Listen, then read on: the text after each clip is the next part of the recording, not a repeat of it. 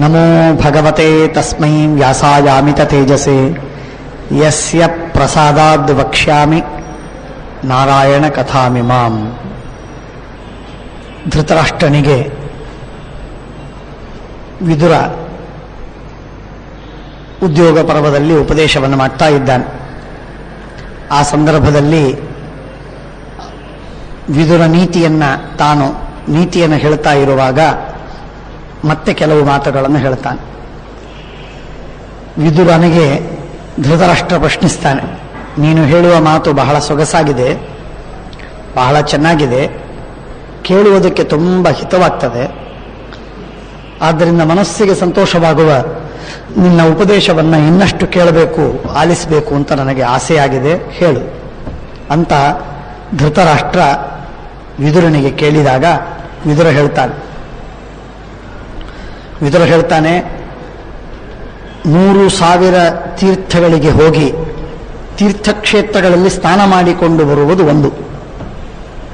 ಇದು ಒಂದು ಕಡೆಗಾದರೆ, ಇನ್ನೊಂದು ಕಡೆಗೆ ಎಲ್ಲ ಜೀವರಾಶಿಗಳ ಜೊತೆಗೆ, ಎಲ್ಲ ವ್ಯಕ್ತಿಗಳ ಜೊತೆಗೆ ರುಜುವಾದ ವ್ಯವಹಾರವನ್ನು ಮಾಡ್ತಾನೆ. ಸರಳವಾದ ವ್ಯವಹಾರ, ಅಂಕು ಇಲ್ಲ, ಡೊಂಕಿಲ್ಲ, ಯಾವ ಅವ್ಯವಸ್ಥೆಯಿಂದ ವ್ಯವಹಾರವಿಲ್ಲ, ತನ್ನ ಅಲ್ಟೀರಿಯರ್ ಮೋಟಿವ್ ಅಲ್ಲ.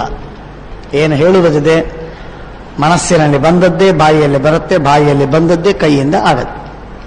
ಹೀಗೆ ಧರ್ಮದ ವಿಷಯದಲ್ಲಿ ಜಯತೀರ್ಥರು ಟೀಕಾಕೃತ್ಪಾದರು ಗೀತಾಭಾಷ್ಯದ ಪ್ರಮೇಯ ದೀಪಿಕೆಯಲ್ಲಿ ಹೇಳ್ತಾರೆ, ರುಜುತ್ವ ಅಂದರೆ ಸ್ಟ್ರೇಟ್ ಫಾರ್ವರ್ಡ್ನೆಸ್. ಇದು ಡಾಕುಗಳಿಗಿರುತ್ತೆ, ಗುಂಡಾಗಳಿಗಿರುತ್ತೆ.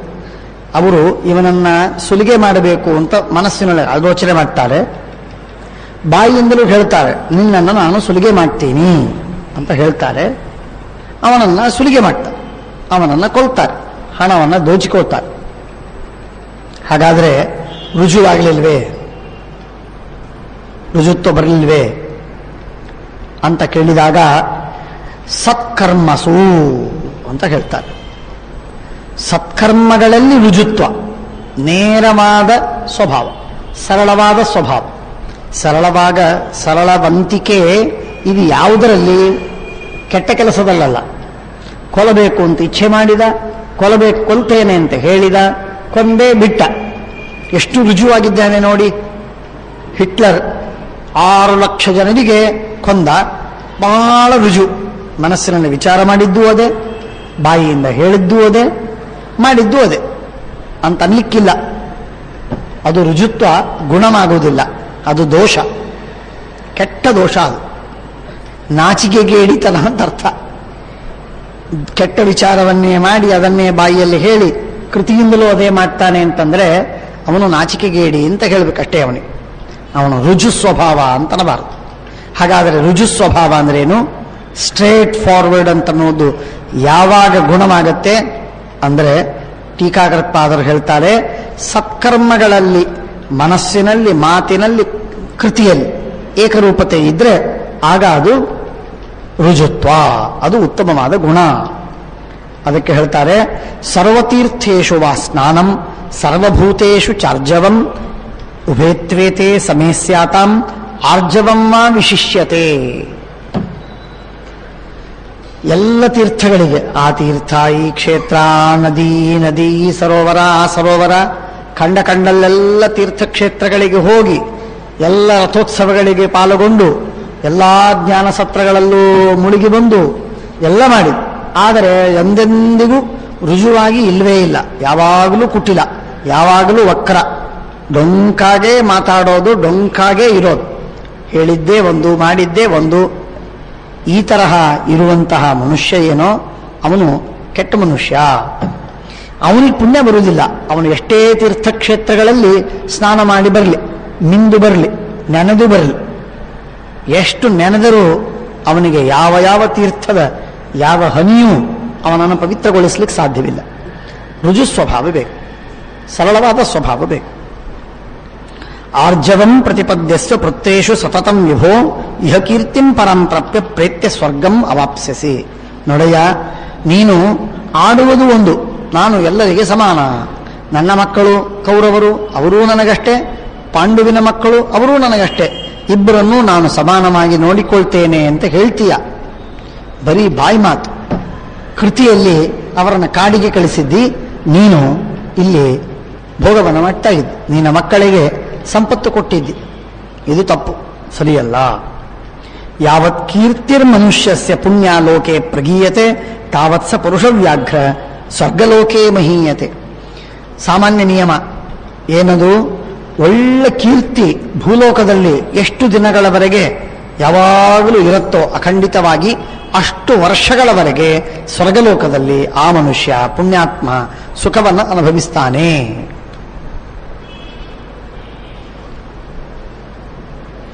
ಪುಣ್ಯಕೀರ್ತಿ ಇಲ್ಲಿ ಹರಡಿಸಿದಂತಹ ಮನುಷ್ಯನಿಗೆ ಅವನಿಗೆ ಸ್ವರ್ಗಲೋಕದಲ್ಲಿ ಒಳ್ಳೆ ಸುಖವಿದೆ, ಬಹಳ ಸುಖವಿದೆ. ಹಾಗಾಗಿ ಪುಣ್ಯಕೀರ್ತಿ ಇರಬೇಕು. ಅದನ್ನೇ ಹೇಳ್ತಾರೆ, ಯಾವತ್ ಕೀರ್ತಿರ್ ಮನುಷ್ಯಸ್ಯ ಪುಣ್ಯಾಲೋಕೇಶು ಭಾರತ. ಜಗತ್ತಿನಲ್ಲಿ ಕೀರ್ತಿ ಇರುತ್ತೆ, ಇವನು ಕೊಲೆಗಡಕ, ನೀಚ, ಕೋಟ್ಯಾಂತರ ಎತ್ತಾಕಿದ, ಬಡವರಿಗೆಲ್ಲ ಬಾಯಿ ಬಡದ, ಹಿರಿಯರಿಗೆ ತಿರಸ್ಕಾರ ಮಾಡಿದ ಇತ್ಯಾದಿ. ಆ ಕೆಟ್ಟ ಕೀರ್ತಿ ಇದು ಕೀರ್ತಿ ಅಲ್ಲ, ಅಪಕೀರ್ತಿ. ಪುಣ್ಯಕೀರ್ತಿ ಇರಬೇಕು, ಪುಣ್ಯಶ್ಲೋಕನಾಗಿರಬೇಕು ಮನುಷ್ಯ. ಭೂಮಿಯಲ್ಲಿ ಪುಣ್ಯಶ್ಲೋಕನಾಗಿದ್ದವನು ಸ್ವರ್ಗಲೋಕದಲ್ಲಿ ಅಷ್ಟು ವರ್ಷಗಳವರೆಗೆ ಅವನು ಮೆರಿತಾನೆ, ಸುಖವಾಗಿ ಇರ್ತಾನೆ.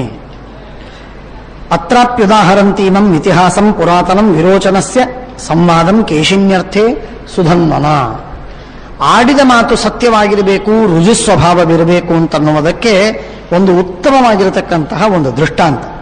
ಹಿಂದೊಂದು ಹೀಗೆ ನಡೀತು ಇತಿಹಾಸ. ಏನು ನಡೀತು? ಒಬ್ಬಳು ಕೇಶಿನಿ ಅಂತನ್ನುವಂತಹ ಒಂದು ಕನ್ನಿಕೆ ಹುಡುಗಿ, ಅವಳ ವಿವಾಹವನ್ನು ಮಾಡೋ ಪ್ರಸಂಗ ಬಂತು. ಆ ವಿವಾಹ ಮಾಡುವ ಪ್ರಸಂಗ ಬಂದಾಗ ತಂದೆ ಸ್ವಯಂವರವನ್ನು ಮಾಡೋದು ಅಂತ ನಿಶ್ಚಯ ಮಾಡಿದ. ಅಂತೂ ಆ ವಿವಾಹವನ್ನು ಮಾಡುವ ಪ್ರಸಂಗ ಬಂದಾಗ ಒಬ್ಬ ಬ್ರಾಹ್ಮಣ ಬಂದ ಸ್ವಯಂವರಕ್ಕೆ. ಅವನ ಹೆಸರು ಸುಧನ್ವ, ಒಳ್ಳೆ ವಿದ್ವಾಂಸ ಬ್ರಾಹ್ಮಣ. ಇನ್ನೊಬ್ಬ ಬಂದ, ಅವನು ಪ್ರಹ್ಲಾದರಾಜನ ಮಗ, ಸಾಕ್ಷಾತ್ ಪ್ರಹ್ಲಾದರಾಜನ ಮಗ ವಿರೋಚನ. ಆ ವಿರೋಚನ ಮತ್ತು ಸುಧನ್ವ, ವಿರೋಚನ ಇವನು ದೈತ್ಯ, ಸುಧನ್ವ ಇವನು ಬ್ರಾಹ್ಮಣ. ಇವರಿಬ್ಬರು ಕೂಡ ಬಂದಿದ್ದಾರೆ ಮದುವೆಗೆ. ಯಾರ ಮದುವೆಗೆ? ಆ ಕೇಶಿನಿ ಅಂತನ್ನುವ ಹುಡುಗಿಯನ್ನ ತಾವು ಮದುವೆ ಆಗಬೇಕು ಅಂತ ಬಹಳ ಚೆಲುವೆ, ಹಾಗಾಗಿ ಮದುವೆ ಆಗಬೇಕು ಅಂತ ಬಂದಿದ್ದಾರೆ. ಬಂದಾಗ ಆಗೇನಾಯಿತು ಅಂತಂದ್ರೆ, ಕೇಶಿನಿ ಪ್ರಶ್ನೆ ಕೇಳ್ತಾಳೆ. ಕೇಶಿನಿ ಹುಡುಗಿ, ಅವಳು ಕನ್ನಿಕೆ ಪ್ರಶ್ನೆ ಕೇಳ್ತಾಳೆ, ಯಾರಿಗೆ ನಾನು ಮೊದಲು ಸತ್ಕಾರ ಮಾಡಲಿ? ವಿರೋಚನ ಇವನು ದೈತ್ಯ ರಾಜನ ಮಗ, ಪ್ರಹ್ಲಾದರಾಜನ ಮಗ, ಆದ್ದರಿಂದ ಇವನಿಗೆ ಮೊದಲು ಪೂಜೆ ಮಾಡಬೇಕೋ, ಅಥವಾ ಇವನು ಬ್ರಾಹ್ಮಣ ಸುಧನ್ವ, ಆದ್ದರಿಂದ ಸುಧನ್ವನನ್ನು ಪೂಜೆ ಮಾಡಬೇಕು. ದೈತ್ಯರು ಉತ್ತಮರೋ ಬ್ರಾಹ್ಮಣ ಉತ್ತಮನೋ ಅಂತ ಪ್ರಶ್ನೆ ಕೇಳಿದ್ದಾಳೆ. ಯಾರು? ಕನ್ನಿಕೆ ಹುಡುಗಿ.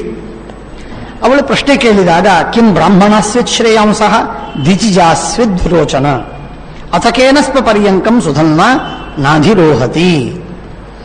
ಒಂದು ಪರ್ಯಂಕ, ಒಂದು ದೊಡ್ಡದಾದ ಸಿಂಹಾಸನ, ಆ ಸಿಂಹಾಸನದ ಮೇಲೆ ವಿರೋಚನ ಕೂತಿದ್ದಾನೆ.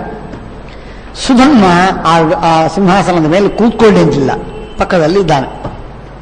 ಆಗ ಕೇಳಿದಾಗ ವಿರೋಚನ ಬಹಳ ಗಡಿಬಿಡಿ ಮಾಡಿ ತಾನು ಉತ್ತರ ಹೇಳಿಬಿಡ್ತಾನೆ ಮೊದಲು. ಏನಿದೆ ಪ್ರಶ್ನೆ? ಏನು ಈ ಪ್ರಶ್ನೆ ಮಾಡೋದೇನೆ ನಮಗೆ ಅವಮಾನ. ನಾವು ಪ್ರಜಾಪತಿಯ ಮಕ್ಕಳು, ಕಶ್ಯಪ ಪ್ರಜಾಪತಿಯ ಮಕ್ಕಳು, ನಾವು ಪ್ರಾಜಾಪತ್ಯರು, ಬಹಳ ದೊಡ್ಡವರು. ನಾವು ಸಿಂಪ್ಲಿ ನಾವು ದೊಡ್ಡವರು. ನಾವು ಊಹೆ ಮಾಡೋ ಪ್ರಶ್ನೆ, ಚರ್ಚೆ ಮಾಡೋ ಪ್ರಶ್ನೆ ಮಾಡ್ಕೊಳ್ಳಿಕ್ಕೆ ಅವಕಾಶವೇ ಇಲ್ಲ, ಅಷ್ಟು ದೊಡ್ಡವರು ನಾವು. ಎಲ್ಲಿ ಬ್ರಾಹ್ಮಣರು, ಎಲ್ಲಿ ಕ್ಷತ್ರಿಯರು, ಎಲ್ಲಿ ದೇವತೆಗಳು? ನಾವು ದೈತ್ಯರು ಆದಿದೇವಾಹ. ಆದಿದೇವ ಅಂದರೆ ದೇವತೆಗಳಿಗಿಂತಲೂ ಮೊದಲಿಗೆ ಹುಟ್ಟಿದವರು ನಾವು. ನಮ್ಮ ತಾಯಿ ಮೊದಲನೇ ಹೆಂಡತಿ ಕಶ್ಯಪರಿಗೆ. ಆದ್ದರಿಂದ ನಾವು ಹಿರಿ ಹುಟ್ಟು, ಚೊಚ್ಚಲು ಮಕ್ಕಳು ನಾವೆಲ್ಲ, ದ್ವಿತೀಯ ಮಕ್ಕಳು. ಹಾಗಾಗಿ ನಾವು ದೊಡ್ಡವರು. ದೇವತೆಗಳೆಲ್ಲ ಎರಡನೇದವರು, ಅದಿತಿ ಎರಡನೇದವಳು, ದಿತಿ ಆಮೇಲೆ ಅದಿತಿ. ಹಾಗಾಗಿ ದೇವತೆಗಳೆಲ್ಲ ಆಮೇಲೆ ಹುಟ್ಟಿದವು. ಪೂರ್ವದೇವಾಹ ಸುರದ್ವಿಷಃ ಅಂತ ಅವರಿಗೆ ಹೆಸರು. ಪೂರ್ವದೇವಾಹ ಅಂದರೆ ದೇವತೆಗಳಿಗಿಂತಲೂ ಮೊದಲಿಗಿದ್ದವರು. ಹಾಗಾಗಿ ಆ ಪೂರ್ವದೇವ ಅಂತ ಅನ್ನೋದಕ್ಕೆ ಪೂರ್ವದೇವ ಅಂದ್ರೆ ದೈತ್ಯರು. ಆದ್ದರಿಂದ ನಾವು ಉತ್ತಮರು, ನಾವು ಉತ್ತಮರಾಗಿದ್ದೇವೆ ಹೊರತು ಬ್ರಾಹ್ಮಣರಲ್ಲ. ದೇವತೆಗಳೇ ಸಾಮಾನ್ಯರು ಅಂತಾದ ಮೇಲೆ ಇನ್ನು ಬ್ರಾಹ್ಮಣರ ವಿಷಯ ಏನು ಅಂತ ಹೇಳಿ ಅವನು ವಿರೋಚನ ಹೇಳಿದ. ಪ್ರಾಜಾಪತ್ಯಸ್ತು ವೈಶ್ರೇಷ್ಠಾ ವಯಂ ಕೇಶಿನಿ ಸತ್ತಮಾಹ, ನಾವು ಬಹಳ ಉತ್ತಮರು, ಆದ್ದರಿಂದ ನಮಗೇನೆ ಪೂಜೆ ಮೊದಲು ಮಾಡಬೇಕು, ಆಮೇಲೆ ಬ್ರಾಹ್ಮಣರು, ಕೊನೆಗೆ ಬ್ರಾಹ್ಮಣರು. ಬ್ರಾಹ್ಮಣ ಕ್ಷತ್ರಿಯ ವೈಶ್ಯ ಶೂದ್ರರಲ್ಲಿ ಬ್ರಾಹ್ಮಣರು ಉತ್ತಮರು. ಆದರೆ ಪ್ರಜೆಗಳಲ್ಲಿ ಜೀವರಾಶಿಗಳಲ್ಲಿ ಲೆಕ್ಕ ಹಾಕಿದರೆ ಮೊದಲು ದೈತ್ಯರು, ಆಮೇಲೆ ದೇವತೆಗಳು, ಆಮೇಲೆ ಉಳಿದ ಗಂಧರ್ವಾದಿಗಳು, ಕೊನೆಗೆ ಬರ್ತಾರೆ ಬ್ರಾಹ್ಮಣರು, ಅವ್ರ ಮುಂದೆ ಕ್ಷತ್ರಿಯ ವೈಶ್ಯ ಶೂದ್ರ ಬರ್ತಾರೆ. ಆದ್ದರಿಂದ ನಾವು ಬಹಳ ದೊಡ್ಡವರು, ಮೊದಲಿಗೆ ನಮ್ಮ ಪೂಜೆ ಅಂತ ವಿರೋಚನ ಹೇಳಿಕೊಂಡ. ಈ ಪ್ರೆಸ್ಟೀಜ್ ಅಂತ ಅನ್ನೋದೇನಿದೆ ನೋಡಿ, ಬಹಳ ಕೆಟ್ಟ ವಸ್ತು, ಬಹಳ ಕೆಟ್ಟ ವಸ್ತು. ಅದು ಏನೆಲ್ಲ ಮಾಡುತ್ತೆ ಅಂತಂದ್ರೆ ಹೇಳಲಿಕ್ಕೆ ಸಾಧ್ಯವಿಲ್ಲ, ಹೇಳೋದಕ್ಕೆ ಆಗಲ್ಲ, ಅಷ್ಟು ಕೆಟ್ಟದ್ದು, ಭಾರೀ ಅನರ್ಥಕಾರಿಯಾದ. ಅವನು ಹೇಳಿದ, ಕೇಶಿನಿ ಅಂತಳಿ ಹೈ ಭಾವಾಂ ಪ್ರತೀಕ್ಷಾವಹ ಉಪಸ್ಥಾನೇ ವಿರೋಚನ. ಸುಧನ್ವ ಪ್ರಾತರಾಗಂತ, ನಾಳೆ ಮತ್ತೆ ಸುಧನ್ವ ಬರ್ತಾನೆ, ಆ ಸುಧನ್ವ ಬಂದ ಮೇಲೆ ಆಮೇಲೆ ನಿರ್ಣಯ ಮಾಡೋಣ ಅಂತ ಕೇಶಿನಿ ಹೇಳ್ತಾರೆ. ಆ ಕೇಶಿನಿ ಕನ್ಯೆ ಹೇಳಿದ ಮೇಲೆ ಕನ್ಯೆಯ ದಾಕ್ಷಿಣ್ಯದಿಂದ ವಿರೋಚನ, ಆಯಿತು ಇರ್ತೇನೆ, ನಾನು ಇಲ್ಲೇ ಇರ್ತೇನೆ, ಕಾಯ್ತಿರ್ತೇನೆ, ನಾಳೆ ನೀವು ಬಂದು ಪೂಜೆ ಮಾಡಿ ವಿವಾಹವನ್ನು ಮಾಡಿಕೊಳ್ಳೋಣ, ಆಯಿತು ಅಂತ ನಿಶ್ಚಯವಾಯಿತು. ಹೋದ್ಲು. ಅವನು ಅಲ್ಲೇ ಇದ್ದ, ಉಳಿದವರು. ಸುಧನ್ವಾನಂಚ ಮಾಂ ಪ್ರಾತರ್ದೃಷ್ಟಾಸಿ, ಸೂರ್ಯೋದಯವಾಯಿತು, ಸುಧನ್ವ ಬಂದ. ಸುಧನ್ವ ಮತ್ತು ವಿರೋಚನ ಇಬ್ಬರೂ ಇದ್ದಾರೆ, ಮಾತಾಡ್ತಾ ಇದ್ದ. ಆಗ ವಿರೋಚನ, ನಿನಗೆ ಬಂಗಾರದ ಆಸನವನ್ನು ಕೊಡ್ತೇನೆ ತಗೋ ಅಂತ ಕೊಟ್ಟ. ಬಂಗಾರದ ಆಸನದ ಮೇಲೆ, ಸಿಂಹಾಸನದ ಮೇಲೆ ಕೂತ್ಕೊಂಡು ವಿರೋಚನ. ಆಮೇಲೆ ವಿರೋಚನ ಉವಾಚ, ಆ ವಿರೋಚನ ಆಗಿಂದಾಗ ಹೇಳಿಬಿಡ್ತಾನೆ ಆ ಬ್ರಾಹ್ಮಣನಿಗೆ, ಸುಧನ್ವನಿಗೆ, ಸುಧನ್ವ ನೀನು ನನ್ನ ಜೊತೆ ಕೂಡೋದಿಲ್ಲ ಅಂತ ನೀನು ಹೇಳಿದಿ, ನನ್ನ ಜೊತೆ ಕೂಡೋದಿಲ್ಲ ಇಷ್ಟೇ ಅಲ್ಲ, ನೀನು ಸಿಂಹಾಸನದ ಮೇಲೆ ಕೂಡೋದಲ್ಲ, ನೀನು ಸಾಮಾನ್ಯ ಬ್ರಾಹ್ಮಣ, ಆದ್ದರಿಂದ ನೀನು ಬಂಗಾರದ ಸಿಂಹಾಸನದ ಮೇಲೆ ಕೂಡೋದಕ್ಕೆ ನೀನು ನಾಲಾಯಕ, ಅಯೋಗ್ಯ. ಏನ್ ಮಾಡಬೇಕು ಅಂದ್ರೆ, ಹುಲ್ಲಿನ ದರ್ಭದ ಹಾಸಿಗೆ ಇದೆಯಲ್ಲ, ಚಾಪೆ, ಆ ಹುಲ್ಲಿನ ಆಸನದ ಮೇಲೆ ಕೂತ್ಕೋಬೇಕು ನೀನು, ದರ್ಭದ ಆಸನದ ಮೇಲೆ ಕೂತ್ಕೋ, ಅಥವಾ ಕೃಷ್ಣಾರ್ಜುನದ ಮೇಲೆ ಕೂತ್ಕೋ, ಇಲ್ಲವೇ ಫಲಕ ಅಂದ್ರೆ ಮನೆಗೆ ಫಲಕ ಅಂತ ಕರೀತಾರೆ, ಫಲಕದ ಮೇಲೆ ಕೂತ್ಕೋ, ಮನೆ ಮೇಲೆ ಕೂತ್ಕೋ, ದರ್ಭದಾಸನದ ಮೇಲೆ ಕೂತ್ಕೋ, ಕೃಷ್ಣಾರ್ಜುನದ ಮೇಲೆ ಕೆಳಗೆ ಕೂಡು, ನೀನು ಸಿಂಹಾಸನದ ಮೇಲೆ ಕೂತ್ಕೊಳ್ಳಿಕ್ಕೆ ಯೋಗ್ಯನಲ್ಲ, ಅರ್ಹನಲ್ಲ ಅಂತ ವಿರೋಚನ ಹೇಳಿಬಿಟ್ಟ. ಹೀಗೆ ಹೇಳಿದಾಗ ತಮರ್ಹೋಸು ಮಯಾ ಸಹ ಸಮಾಸನಂ. ಆಗ ಸುಧನ್ವ ಅಂತಾನೆ, ನಿಜವೇ ತಂದೆ ಮಗ ಸಹ ಸೀತಾಂ ಒಂದೇ ಕಡೆಗೆ ಕೂತ್ಕೋಬಹುದು, ತಂದೆ ಮಗ ಒಂದೇ ಆಸನದ ಮೇಲೆ ಕೂತ್ರೆ ತಪ್ಪಿಲ್ಲ. ವಿಪ್ರವು ಇಬ್ಬರು ಬ್ರಾಹ್ಮಣರು ಒಂದು ಆಸನದಲ್ಲಿ ಕೂತ್ಕೋಬಹುದು, ಇಬ್ಬರು ಕ್ಷತ್ರಿಯರು ಒಂದು ಆಸನದಲ್ಲಿ ಕೂತ್ಕೋಬಹುದು, ವೈಶ್ಯರು ಕೂತ್ಕೋಬಹುದು, ಇಬ್ಬರು ವೃದ್ಧರು ಕೂತ್ಕೋಬಹುದು, ಇಬ್ಬರು ಶೂದ್ರರು ಕೂತ್ಕೋಬಹುದು ಒಂದೇ ಆಸನದಲ್ಲಿ. ನತು ಅನ್ಯೌ ಇತರೇತರಂ. ಶೂದ್ರ ಬ್ರಾಹ್ಮಣ ವೈಶ್ಯ ಕ್ಷತ್ರಿಯ, ವೈಶ್ಯ ಬ್ರಾಹ್ಮಣ ಶೂದ್ರ ಕ್ಷತ್ರಿಯ, ಹೀಗೆ ಇಬ್ಬರು ಒಂದೇ ಆಸನದಲ್ಲಿ ಕೂತ್ಕೊಳ್ಳಿಕ್ಕಿಲ್ಲ, ಕೂತ್ಕೊಳ್ಳೇಬಾರದು, ಎಂದಿಗೂ ಕೂತ್ಕೋಬಾರದು. ಪಿತಾಹಿತೆ ಸಮಾಸೀನಂ ಉಪಾಸೀತೈವ ಮಾಮಧ. ವಿರೋಚನ, ನೀನಿಷ್ಟ ಅಹಂಕಾರದಿಂದ ಹೇಳ್ಕೋತಾ ಇದೆಯಲ್ಲ, ನಿಮ್ಮಪ್ಪ ನಾನು ಮೇಲ್ ಕೂತಾಗ ಅವನು ಕೆಳಗೆ ಬಂದು ಕೂತ್ಕೋತಾನೆ. ಉಪಾಸೀತೈವ ಮಾಮಧ, ಕೆಳಗೆ ಪ್ರಹ್ಲಾದ ರಾಜ ಬಂದು ನನ್ನನ್ನ ಮೇಲೆ ಕೂಡಿಸಿ, ನಾನು ಎಷ್ಟೋ ಸಲ ನಿಮ್ಮ ಮನೆಗೆ ಬಂದಿದ್ದೀನಿ, ನಮ್ಮನ್ನ ಮೇಲೆ ಕೂಡಿಸಿ ತಾನು ಕೆಳಗೆ ಕೂತ್ಕೋತಾನೆ. ಆಚಾರ್ಯ, ಬ್ರಾಹ್ಮಣ, ವಿಪ್ರ, ಭೂದೇವ ಏನು ಆಜ್ಞೆ ಹೇಳಬೇಕು ನಾನು ಮಾಡ್ತೇನೆ ಅಂತಂತ. ರಾಜ ಕೂತ್ಕೋತಾನೆ ಮೇಲೆ. ಯಾವಾಗ ಕೂಡ್ತಾನೆ? ರಾಜಸೂಯ ಮಾಡಿದ ರಾಜ ಆಗ ವಿಶಿಷ್ಟವಾದ ಒಂದು ಅವಕಾಶದಲ್ಲಿ ಸಭೆ ನೆರೆದಾಗ ಮೇಲೆ ಕೂತ್ಕೋತಾನೆ. ಇಲ್ಲದೆ ಇದ್ರೆ ಕೆಳಗೆ ಕೂತಿರ್ಬೇಕು. ಬ್ರಾಹ್ಮಣನನ್ನು ಮೇಲ್ ಕೂಡಿಸಿ ಕೆಳಗೆ ಕೂತ್ಕೊಂಡು ಏನ್ ಮಾಡಬೇಕು ಅಂತ ಕೇಳಬೇಕು. ಸಮಾನಾಸನದಲ್ಲಿ ಎಂದೆಂದಿಗೂ ಕೂತ್ಕೊಳ್ಳಿಕ್ಕಿಲ್ಲ, ಎಂದೂ ಕೂತ್ಕೊಳ್ಳಿಕ್ಕಿಲ್ಲ. ಬಹಳ ಮಹತ್ವದ ನಿಯಮ, ಬಹಳ ಮಹತ್ವದ ನಿಯಮ. ಸಮಾನಾಸನ, ಸಮಾನ ಪಾತ್ರದಲ್ಲಿ ಭೋಜನ, ಒಂದೇ ಸಮಾನವಾದಂತಹ ಎತ್ತರದ ಶಯ್ಯ. ವಾಹನದಲ್ಲಿ ಯಾನದಲ್ಲಿ ಹೋಗ್ತಾ ಇರುವಾಗ ಅನಿವಾರ್ಯವಿದ್ದಾಗ ಒಂದೇ ಆಸನದಲ್ಲಿ ಕೂತ್ಕೋಬಹುದು. ದೋಣಿಯಲ್ಲಿ ಹೋಗ್ತಾ ಇರುವಾಗ ಒಂದೇ ಆಸನದಲ್ಲಿ ಕೂತ್ಕೋಬಹುದು. ಆಗ ನಾನು ಕೂಡುದಿಲ್ಲ ಅಂತ ನಿಂತ್ಕೊಂಡ್ರೆ ಅದು ತಿರುಗಿ ಬೀಳುತ್ತೆ, ನಿನ್ನ ಕೆಳಗೆ ಹಾಕತ್ತೆ. ಆದ್ದರಿಂದ ಹಾಗೆಲ್ಲ ಮಾಡ್ಲಿಕ್ಕಿಲ್ಲ, ಕೂತ್ಕೋಬೇಕು. ಹೀಗೆ ಕೆಲವು ಅಪವಾದಗಳಿವೆ, ಅವನ್ನು ಬಿಟ್ಟರೆ ಕೂತ್ಕೋಬಾರದು. ಆದ್ದರಿಂದ ಪಿತಾತೆ ಸಮಾಸ ಪಿತಾಹಿತೆ ಸಮಾಸೀನಂ ಉಪಾಸೀತೈವ ಮಾಮಧ. ನಿಮ್ಮಪ್ಪ ಪ್ರಹ್ಲಾದ ರಾಜ ನನ್ನನ್ನು ಮೇಲೆ ಕೂಡಿಸಿ ತಾನ ಕೆಳಗೆ ಕೂತ್ಕೊಂಡು ನನಗೆ ಗೌರವ ಮಾಡೋವನು, ನೀನ್ ಮಾಡ್ತಾ ಇಲ್ಲ. ಪಾಪ ನೀನು ಹುಡುಗ, ಮನೆಯಲ್ಲಿ ಸುಖವಾಗಿ ಬೆಳೆಸಿದ್ದಾರೆ, ನಿನಗೆ ಏನ್ ಸಂಸ್ಕಾರ ಇಲ್ಲ, ಏನೂ ಗೊತ್ತಿಲ್ಲ ನಿನಗೆ. ಧರ್ಮ ಏನ್, ಮರ್ಯಾದೆ ಏನ್, ರಿವಾಜ್ ಏನ್, ರೀತಿ ಏನ್, ನೀತಿ ಏನ್, ಯಾವುದೂ ಗೊತ್ತಿಲ್ಲ ನಿನಗೆ.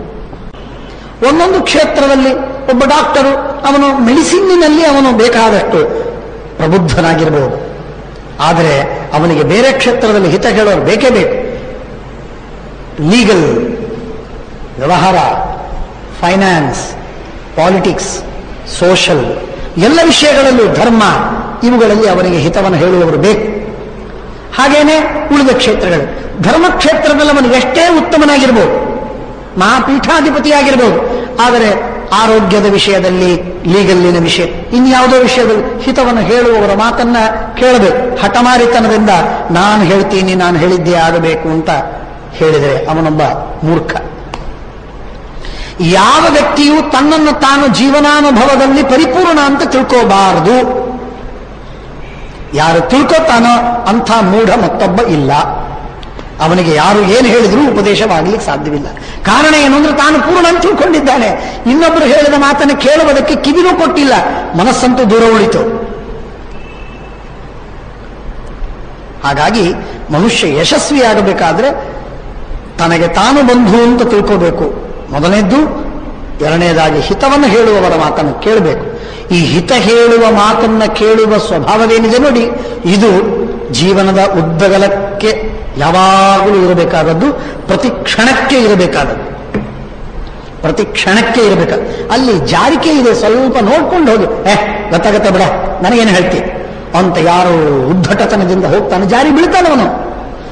ಬಹಳ ಸಣ್ಣ ವಿಷಯ, ಇದೇನು ಬಹಳ ದೊಡ್ಡ ವಿಷಯ ಅಲ್ಲ ಇದು. ನೀವು ಹಾಗೆ ಮಾಡಿ ಹೀಗೆ ಮಾಡಿ ಏನಲ್ಲ, ಇದು ಅಧ್ಯಾತ್ಮದ ಮಾರ್ಗವಲ್ಲ, ಇದು ಸಣ್ಣ ವಿಷಯ. ಅಲ್ಲಿ ಮಳೆ ಬಹಳ ನೀರಾಗಿದೆ, ಅದರಿಂದ ಜಾರಿಕೆ ಇದೆ, ಸ್ವಲ್ಪ ಹೋಗುವಾಗ ನಿಧಾನಕ್ಕೆ ಹೋಗಿ, ಬರ್ತಿದೆ ಬಿಡ. ತಾನು ದುಷ್ಟ, ತಾನು ಪುಷ್ಟ, ತಾನು ಗಟ್ಟಿಗ, ತಾನು ಕಾಲಿಟ್ಟರೆ ಭೂಮಿನಿ ಕಂಪಿಸತ್ತೆ ಅಂತ ನೀನು ಎಷ್ಟು ಅಹಂಕಾರ ಪಟ್ಟೇನಪ್ಪ. ಜಾರಿಕೆ ಇದ್ದದ್ದು ಸತ್ಯ, ನೀನು ಕಾಲು ಜಾರಿ ಬೀಳೋ ನಿಶ್ಚಿತ, ತಲೆ ಬೀಳ್ಕೋತಿ, ತಲೆ ಒಡ್ಕೋತಿ. ಅಂದ್ರೆ ಹಿತ ಕೇಳೋದು ಅಂತಂದ್ರೆ ಪ್ರತಿ ಕ್ಷಣಕ್ಕೂ ಕೇಳಬೇಕು ಅಂತ ಅನ್ನೋದಕ್ಕೆ ಸಣ್ಣ ದೃಷ್ಟಾಂತ ಕೊಟ್ಟೆ. ಹೀಗೆ ಎಲ್ಲಾ ಮಾತಿಗೂ ಹಿತವನ್ನು ಕೇಳಬೇಕಾದದ್ದು ಅನಿವಾರ್ಯ ಇದೆ. ಅಹಂಕಾರ ಪಟ್ಟೇನು ಪ್ರಯೋಜನ ಇಲ್ಲ, ಜೀವನಾನುಭವ ನಮಗಿಲ್ಲ ಅಂತ ತಿಳ್ಕೊಂಡು ಹೊರಡೋದು ಹಿತ. ಅದರಿಂದ ಏನಾಗತ್ತೆ, ಹಿತವನ್ನು ಕೇಳೋದಕ್ಕೆ ಮನುಷ್ಯ ರಿಸೆಪ್ಟಿವ್ ಆಗಿರ್ತಾನೆ. ಇಲ್ಲ ಅಂತಾದ್ರೆ ಅದಕ್ಕೆ ರಿಪಲ್ಷನ್ ಆಗತ್ತೆ, ಯಾರೂ ಉಪದೇಶ ಮಾಡ್ಲಿಕ್ಕೆ ಬರುವುದಿಲ್ಲ. ಅವನು ಕೇಳೋದಿಲ್ಲ, ಅವನು ಉನ್ಮತ್ತ, ತನ್ನ ಮನಸ್ಸಿಗೆ ಬಂದದ್ದೇ ಮಾಡ್ತಾನೆ, ಏನ್ ಮಾಡ್ತಾನೆ ಮಾಡಿ ಹಾಳಾಗಿ ಹೋಗು ಅಂತಾರೆ ಹೊರತು ಅವನಿಗೆ ಹೇಳಲಿಕ್ಕೆ ಹೋಗುವುದಿಲ್ಲ. ಆದ್ದರಿಂದ ಎರಡು ಮಾತು ಜೀವನದಲ್ಲಿ ನಾವು ಕಲಿತು ಬಿಟ್ರೆ ಜೀವನದಲ್ಲಿ ಸಾವಿರ ಅನುಭವವನ್ನು ಕಲೀಲಿಕ್ಕಾಗತ್ತೆ, ಸಾವಿರ ಅನುಭವವನ್ನು ಕಲೀಲಿಕ್ಕಾಗತ್ತೆ. ಬಂಧುರಾತ್ಮಾತ್ಮನಸ್ತಸ್ಯ ಏನಾತ್ಮೈವಾತ್ಮನಾ ಜಿತಃ ಅನಾತ್ಮವಸ್ತು ಶತ್ರುತ್ವೇ ವರ್ತೇತಾತ್ಮೈವ ಶತ್ರುವತ್. ಸಾಕು. ಎಂಥ ಸುಂದರವಾದ ಮಾತು ನೋಡಿ. ಆತ್ಮನಾತ್ಮಾನಮನ್ವಿಚ್ಛೇನ್ಮನೋಬುಂಧೇಂದ್ರಿಯೈರ್ಯತೈಃ ಆತ್ಮಾಹ್ಯೇವಾತ್ಮನೋ ಬಂಧುರಾತ್ಮೈವ ರಿಪುರಾತ್ಮನಃ ಬಂಧುರಾತ್ಮಾತ್ಮನಸ್ತಸ್ಯ ಏನಾತ್ಮೈವಾತ್ಮನಾ ಜಿತಃ. ತನ್ನ ಮನಸ್ಸನ್ನು, ಇದು ಸ್ವಲ್ಪ ಮತ್ತೊಂದು ಅದಕ್ಕೆ ಹೇಳಿದೆ, ಇದು ವ್ಯವಹಾರದ ಮಟ್ಟದಲ್ಲಿ ಹೇಳುವ ಅರ್ಥ ನಾನು. ಇನ್ನು ತಾತ್ವಿಕವಾಗಿ ತನ್ನ ಮನಸ್ಸಿನ ನಿಗ್ರಹವನ್ನು ಮಾಡಿಕೊಂಡ ಯಾರು ಪ್ರಭು, ಸಮರ್ಥ, ದೊರೆ, ಅಂಥವನಿಗೆ ಇಡೀ ಜಗತ್ತು ವಶವಾಗ್ತದೆ. ಯಾರು ತನ್ನ ಮನಸ್ಸನ್ನು ಗೆದ್ದಿಲ್ಲ ಅವನಿಗೆ ಯಾರೂ ವಶವಾಗುವುದಿಲ್ಲ.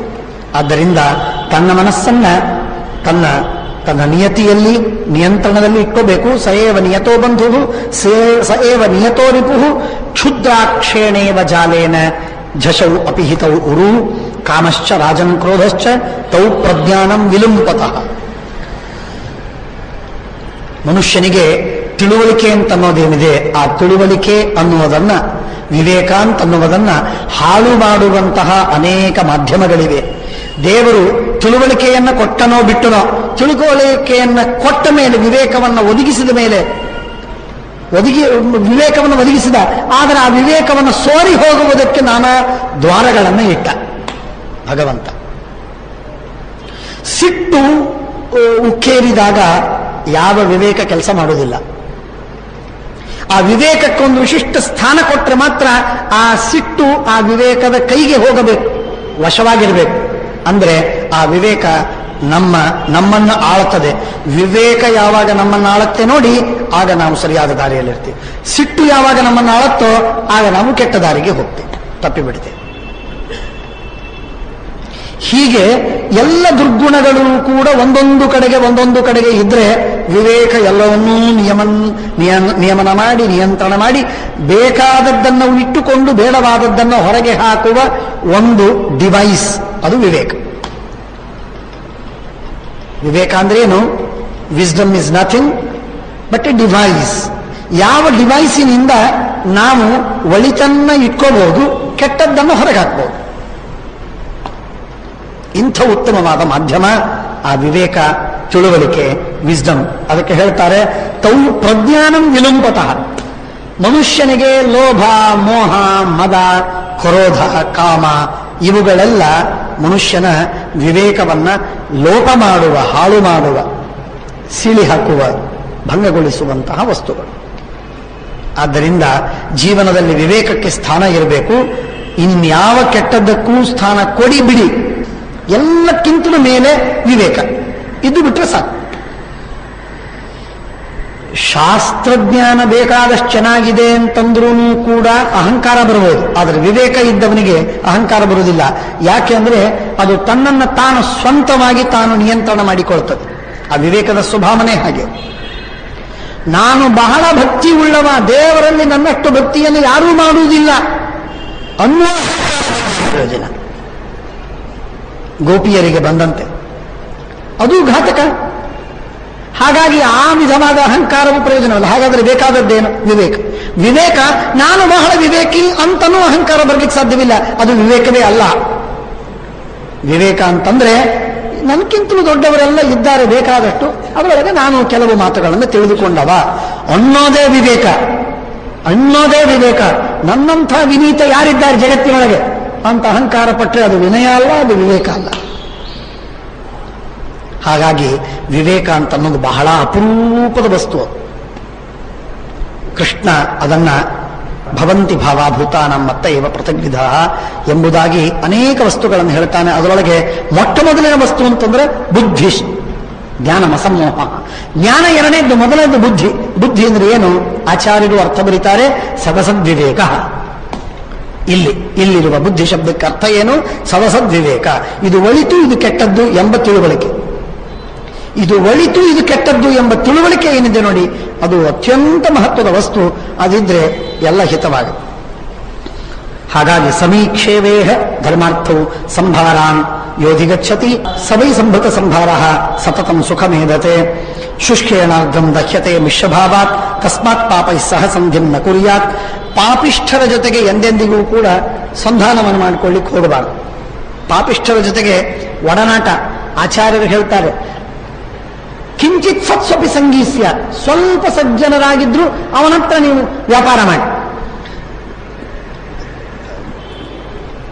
ಜನರಲ್ ಸ್ಟೋರ್ಸ್, ಯಾವುದೋ ಕಿರಾಣಿ ಅಂಗಡಿ, ಏನೋ ವ್ಯಾಪಾರ ಮಾಡಬೇಕಾಗಿದೆ, ಯಾರ ಹತ್ರ ಮಾಡಬೇಕು, ಯಾರು ಒಳ್ಳೆಯವನಿದ್ದಾನೆ ಅವನ ಜೊತೆಗೆ ವ್ಯಾಪಾರ.